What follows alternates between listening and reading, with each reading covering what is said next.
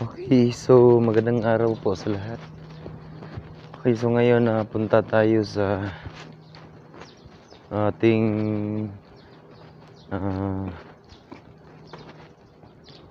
computerized control room. So tignan natin yung level sa silo,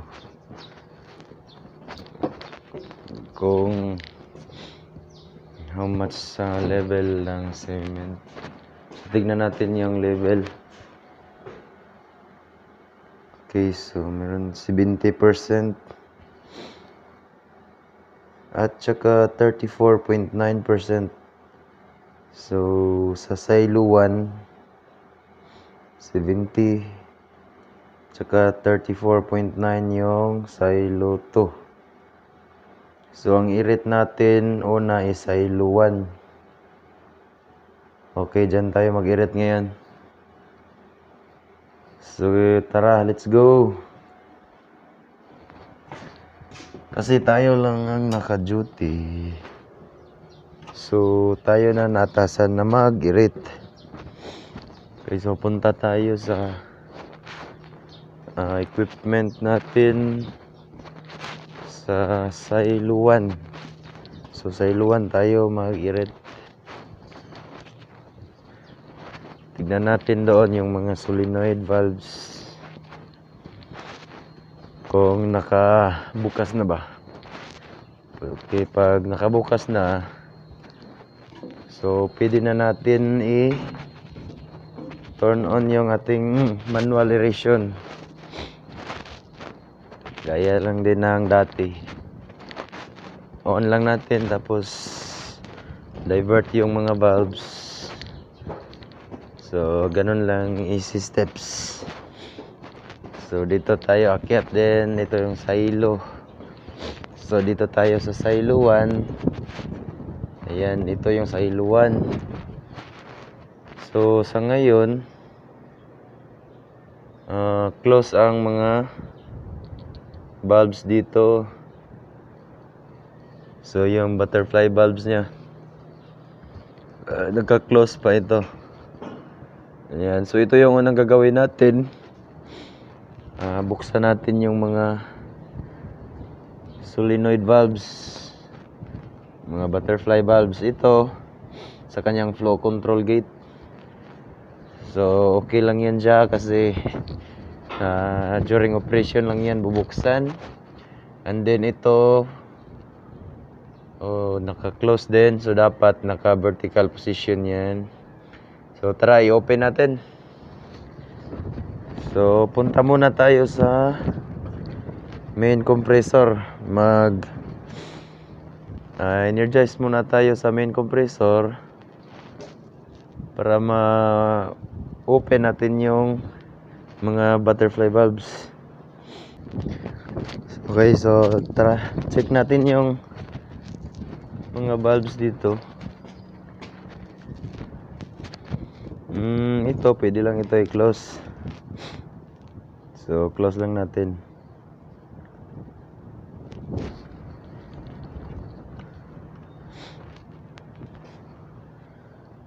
So ito yung hangin na dadaan papunta sa compressor para sa operations ng mga butterfly valve. So i-close na lang natin ito para hindi magbukas yung valve niya doon.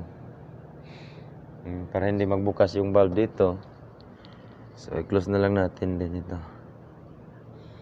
Yan, naka-close na. So hindi na papasok yung hangin, hindi na ito mag-energize.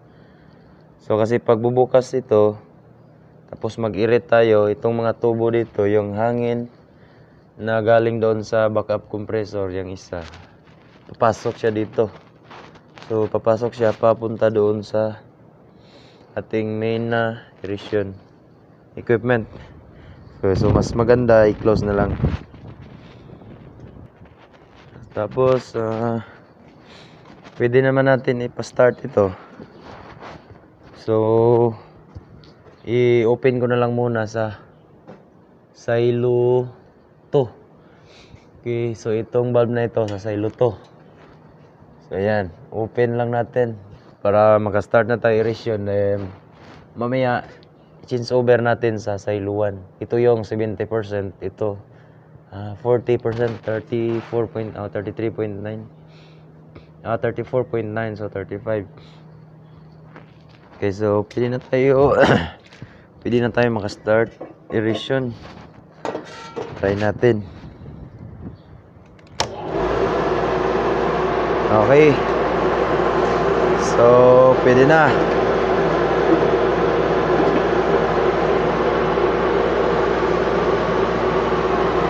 So, yung butterfly bulbs sa silo 1, silo 2, naka-open naman yan. So, pwede na.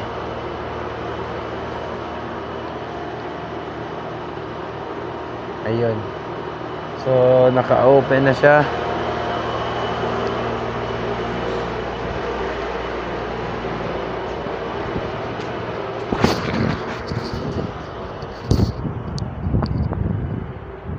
So ngayon, punta na lang tayo sa main compressor.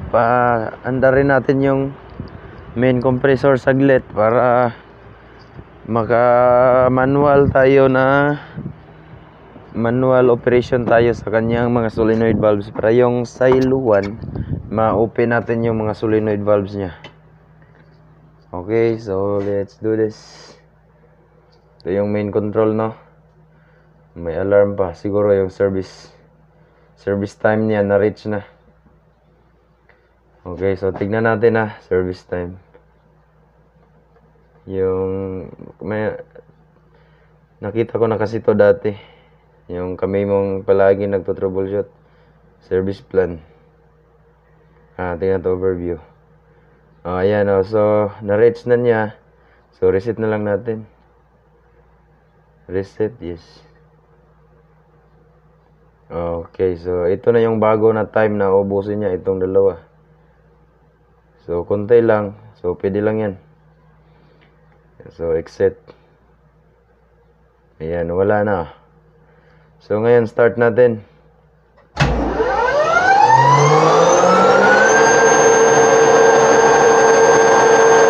Start natin hanggang mga 5 bars. Pwede na.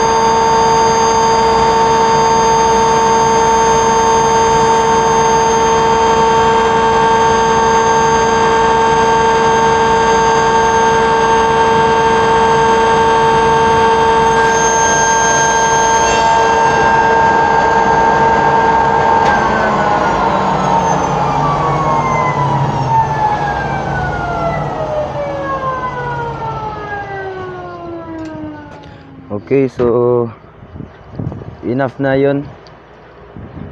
Enough na hangin nun. Maka-energize na tayo manual. Maka-activate na yun sa ating butterfly valves. So manual, may susundin lang tayo. So papakita ko sa inyo paano susunditin yung mga manual na switch nya sa valves. Okay, so ipapakita ko lang sa inyo. Okay, so dito, ito yung butterfly bulbs. Okay, ito sa ibabaw. Ayan. So ito yung kanyang manual. Pag susundutin natin ito, so ito makapasok yung hangin. Ito, yun yung pang manual open. So ito mag-open na ito. So hindi ko lang mapakita sa inyo kasi walang naghahawak ng ating cellphone. Kaya i-switch ko na lang muna sila lahat. Tsaka ko sa iyo ipakita. Okay. Okay, so tapos ko na switch mga pre, no? Ayan, so yan yung position na. So ibig sabihin niya naka-open na ang kanyang valve. So yung hangin na gagaling dito, ito yung pipe na galing sa ating aeration manual. Okay, so papasok na dito yung hangin. Nandito yung valve. So naka-open na siya kasi naka-indicate na dito, na-switch na natin. Na-switch natin yung position yan. So open na ito. Pag change over natin sa ibaba mamaya, so automatic yung hangin natin dito na siya papasok. Diyan, papunta diyan. So ready na yung kanyang aeration. Ayan. So ito isa. Kita ko din yung pangalawa. Okay, so ito yung pangalawa. Okay, yung pangatlo. Yung pangatlo ito. Ayan, so open na. So okay na yan mamaya mga pre, pag change over natin mamaya. So pwede na yan. Antay lang tayo mga 2 hours. Then switch over natin sa silo 1. So sa ngayon silo 2 tayo nag-aeration. Okay, so ganyan lang. Yung pressure kanina nasa 3 bars lang. So enough na siya paka-open sa mag-open ang ating mga butterfly bulbs. Okay. So ito yung i-switch over natin mamaya. Sa ngayon nasa silo 2. Yan, ito yung silo 1. Okay.